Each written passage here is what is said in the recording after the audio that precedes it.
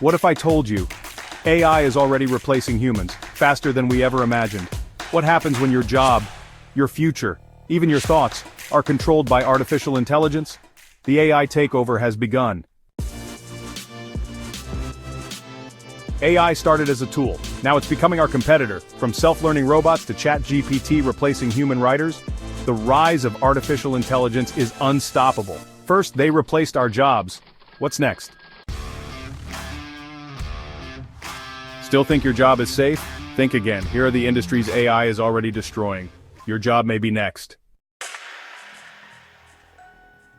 Some experts predict AI will help us. Others warn it will enslave us. What happens when AI thinks faster than us, acts smarter than us, and sees humans as irrelevant? What happens when AI no longer needs us? The question isn't if AI will replace us, the question is when. And the answer might be sooner than we think. Will you survive the AI revolution?